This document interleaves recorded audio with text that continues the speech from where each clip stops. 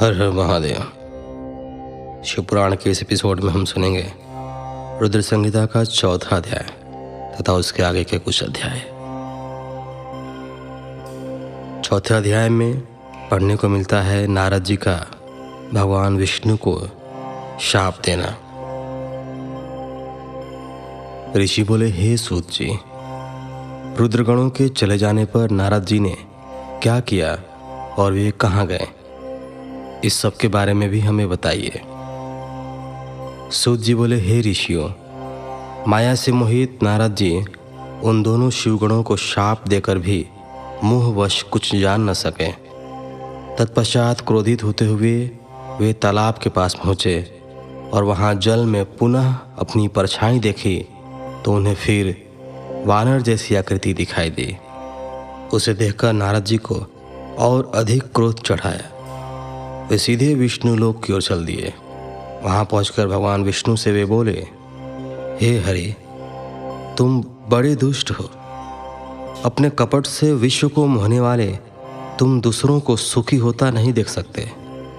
तभी तो तुमने सागर मंथन के समय मोहिनी का रूप धारण कर दैत्यों से अमृत का कलश छीन लिया था और उन्हें अमृत की जगह मदिरा पिलाकर पागल बना दिया था। यदि उस समय भगवान शंकर दया करके विष को न पीते तो तुम्हारा सारा कपट प्रकट हो जाता।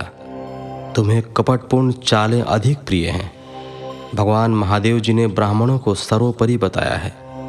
आज तुम्हें मैं ऐसी सीख दूंगा जिससे तुम फिर कभी भी ऐसा कार्य नहीं कर सकोगे।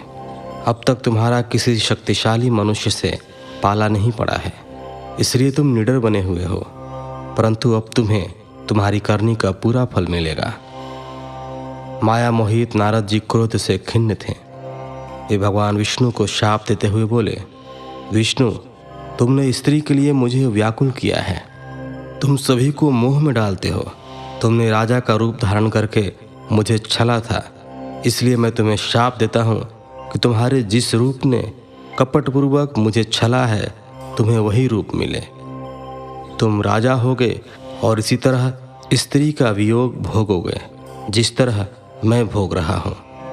तुमने जिन वानरों के समान मेरी आकृति बना दी है, वही वानर तुम्हारी सहायता करेंगे। तुम दूसरों को स्त्री वियोग का दुख देते हो, इसलिए तुम्हें भी यही दुख भोगना पड़े। तुम्हारी स्थिति अज्ञान से मोहित मनुष्य जैसी हो जाएगी। अज्ञान से मोहित नारद जी का शाप विष्णु भगवान ने स्वीकार कर लिया। तत्पश्चात उन्होंने महालीला करने वाली मोहिनी माया को समाप्त कर दिया।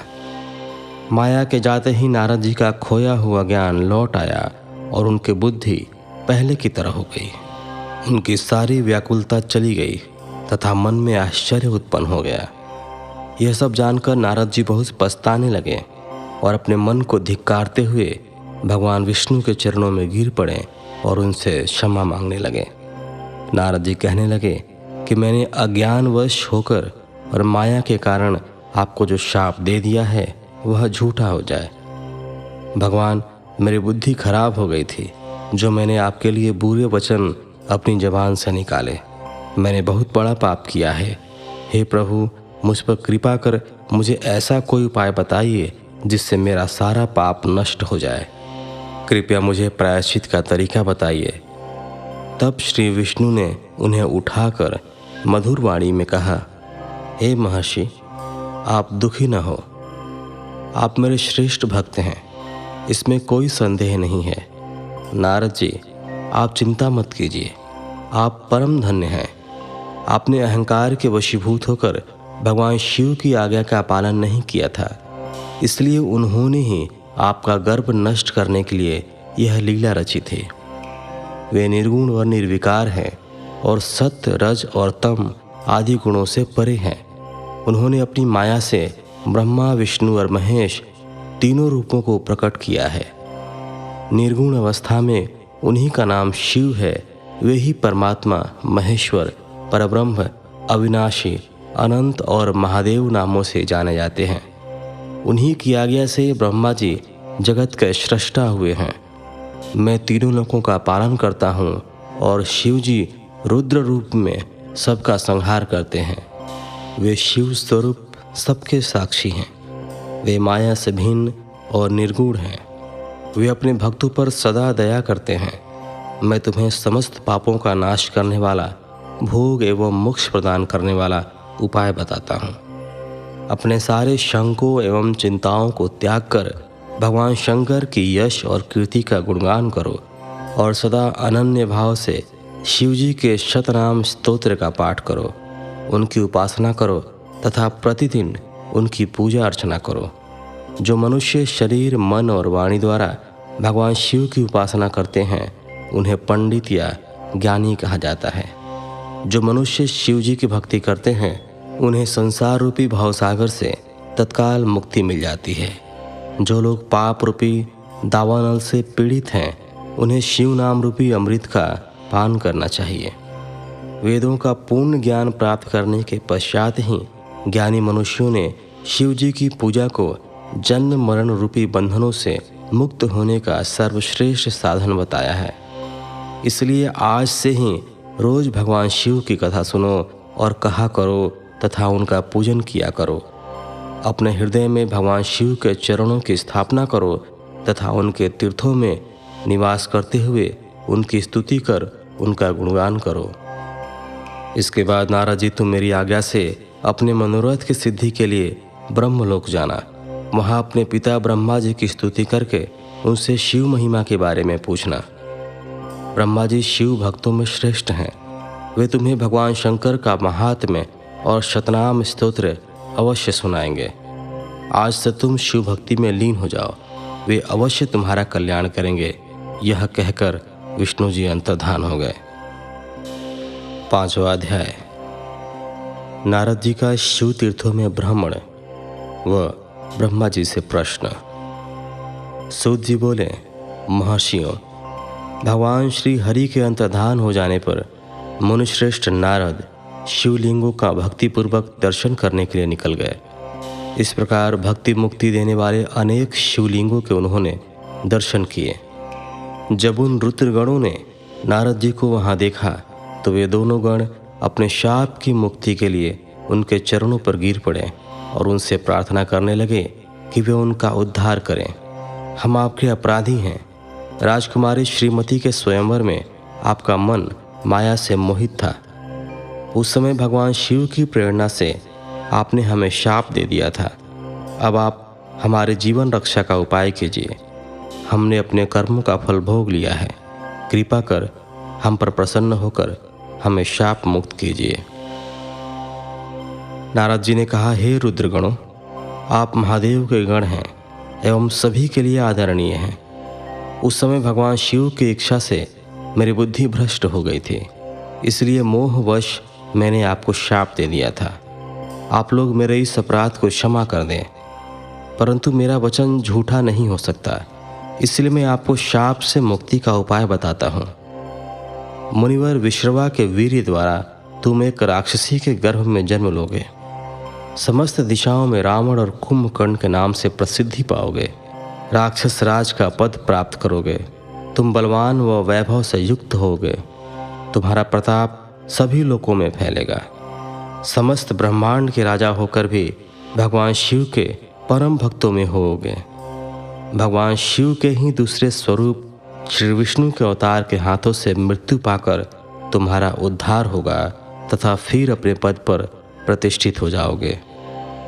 सूत जी कहने लगे कि इस प्रकार नारद जी का कथन सुनकर वे दोनों रुद्रगण प्रसन्न होते हुए वहां से चले गए और नारद जी भी आनंद से सराबोर हो मन ही मन शिव जी का ध्यान करते हुए शिव तीर्थों का दर्शन करने लगे। इसी प्रकार भ्रमण करते करते वे शिव की प्रिय नगरी काशीपुरी में पहुँचे और काशीनाथ का दर्शन कर उनकी पूजा उपासना की। श्री नारद जी शिव जी की भक्ति में डूबे उनका स्मरण करते हुए ब्रह्मलोक को चले गए।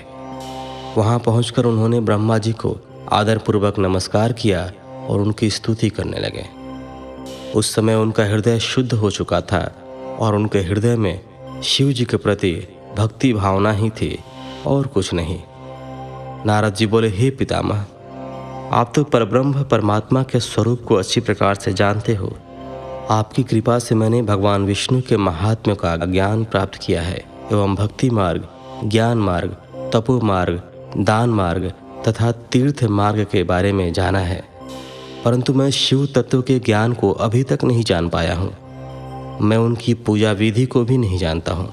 अतः अब मैं उनके बारे में सभी कुछ जानना चाहता हूँ। मैं भगवान शिव के विभिन्न चरित्रों, उनके स्वरूप तथा वे सृष्टि के आरंभ में, मध्य में किस रूप में थे, उनकी लीलाएं कैसी होती हैं और प्रलय काल में भगवान शिव कहाँ निवास करते हैं, उनका विवाह तथा उनके पुत्र कार्तिकेय के जन्म आदि की कथाएं मैं आपके श्रीमुख से सुनना चाहता हूँ। भगवान शिव कैसे प्रसन्न होते हैं और प्रसन्न होने पर क्या क्या प्रदान करते हैं, इस संपूर्ण वृतांत को मुझे बताने की कृपा करें। अपने पुत्र नारद की ये बातें सुनकर पितामह ब्रह्मा बहुत प्रसन्न हुए। छठा अध्याय, ब्रह्मा जी द्वारा शिव तत्व का वर्णन। ब्रह्मा जी ने कहा, हे नारद, तुम सदैव जगत के उपकार में लगे रहते हो। तुमने जगत के लोगों के हित के लिए बहुत उत्तम बात पूछी है, जिसके सुनने से मनुष्य के सब जन्मों के पापों का नाश हो जाता है। उस परम ब्रह्म शिव तत्व का वर्णन मैं तुम्हारे लिए कर रहा हूँ। शिव तत्व का स्वरूप बहुत सुंदर और अद्भुत है।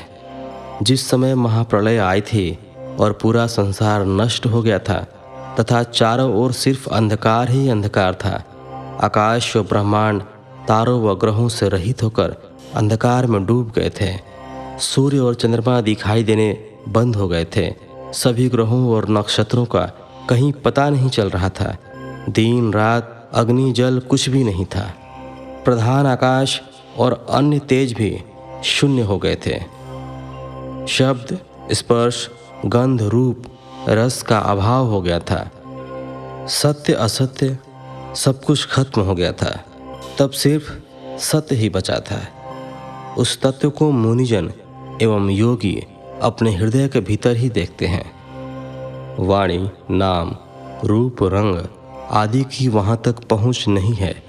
उस परब्रह्म के विषय में ज्ञान और अज्ञान से किए गए संबोधन के द्वारा कुछ समय बाद, अर्थात सृष्टि का समय आने पर, एक से अनेक होने के संकल्प का उदय हुआ। तब उन्होंने अपनी लीला से मूर्ति की रचना की। वह मूर्ति संपूर्ण ऐश्वर्य तथा गुणों से युक्त, संपन्न, सर्वज्ञानमयी एवं सब कुछ प्रदान करने वाली है। यही सदाशिव की मूर्ति है। सभी पंडित विद्वान इसी प्राचीन मूर्ति को ईश्वर कहते हैं। उसने अपने शरीर से स्वच्छ शरीर वाली एक स्वरूप भूता शक्ति की रचना की। वही परम शक्ति प्रकृति गुणमयी और बुद्धित्व की जननी कहलाई। उसे शक्ति, अंबिका, प्रकृति, संपूर्ण लोकों की जननी, त्रिदेवों की माता, नित्या और मूल कारण भी कहते हैं। उसकी 8 भुजाओं एवं मुख की शोभा विचित्र है। उसके मुख के सामने चंद्रमा की कांति भी क्षीण हो जाती है। विभिन्न प्रकार के आभूषण एवं गतियाँ देवी की शोभा बढ़ाती हैं। वे अनेक प्रकार के अस्त्र शस्त्र धारण किए हुए हैं। सदाशिव को ही सब मनुष्य परम पुरुष, ईश्वर, शिव शंभु और महेश्वर कहकर पुकारते हैं।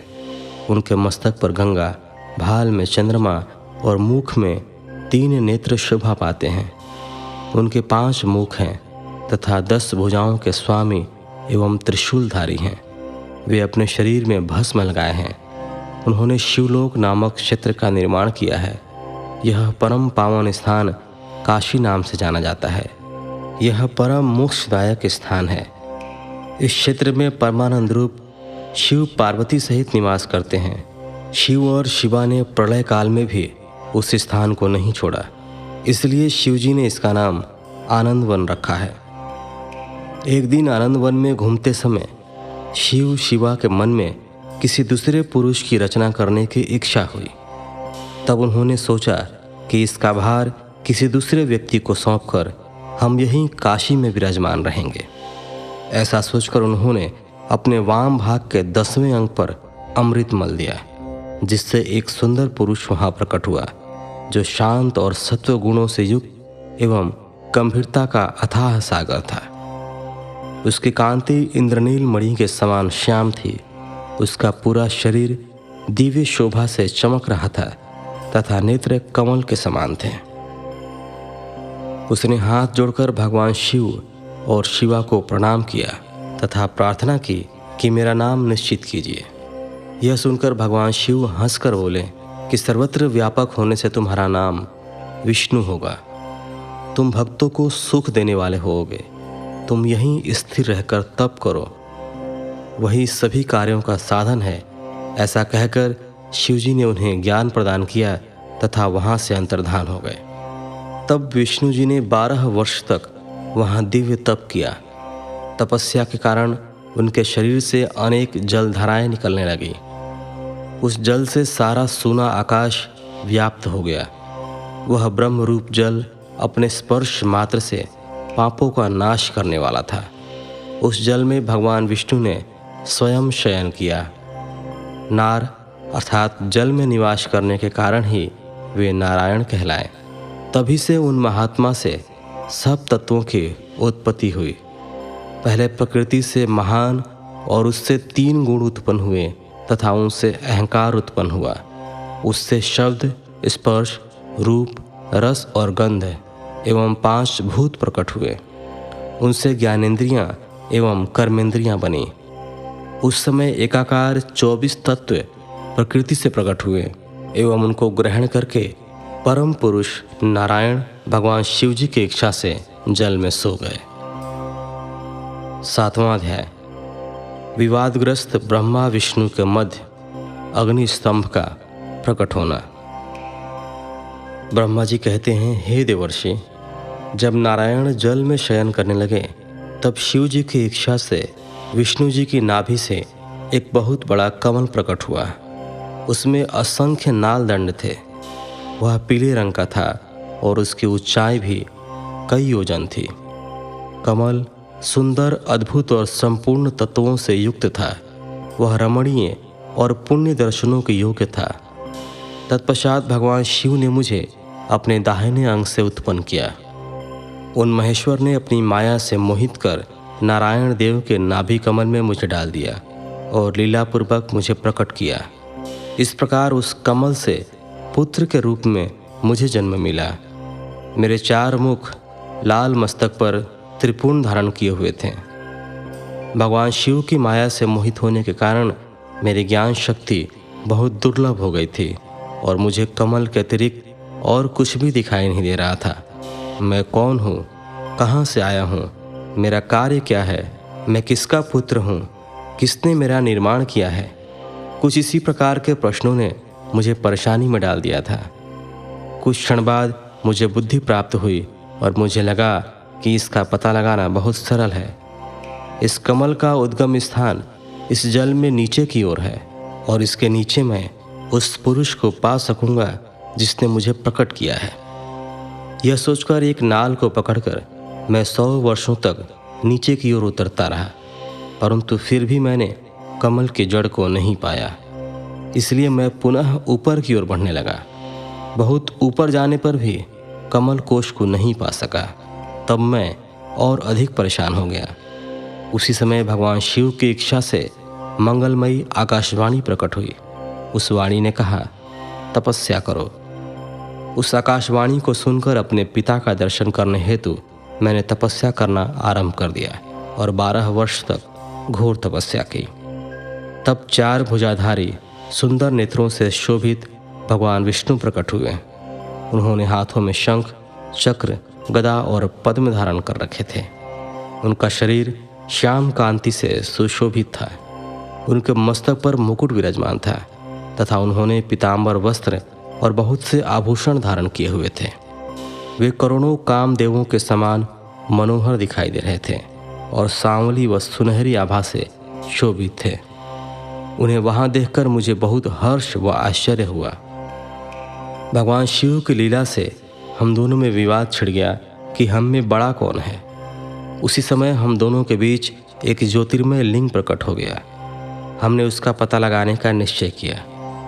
मैंने ऊपर की ओर और विष्णु जी ने नीचे की ओर उस स्तंभ के आरंभ और अंत का पता लगाने के लिए चलना आरंभ किया, परंतु हम दोनों को उस स्तंभ का कोई और छोर नहीं मिला। थक कर हम दोनों अपने उसी स्थान पर आ गए। हम दोनों ही शिव जी की माया से मोहित थे।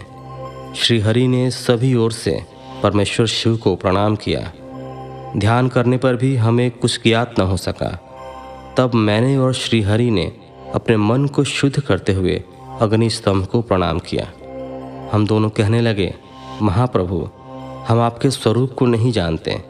आप जो भी हैं, हम आपको नमस्कार करते हैं। आप शीघ्र ही हमें अपने असली रूप में दर्शन दें। इस प्रकार हम दोनों अपने अहंकार को भूलकर भगवान शिव को नमस्कार करने लगे। ऐसा करते हुए 100 वर्ष बीत गए। तो इस एपिसोड में आपने सुना अध्याय संख्या 4, 5, 6 एवं 7। तो फिलहाल इस एपिसोड में इतना ही। मिलते हैं आपसे अगले एपिसोड में। तब तक के लिए धन्यवाद। हर हर महादेव।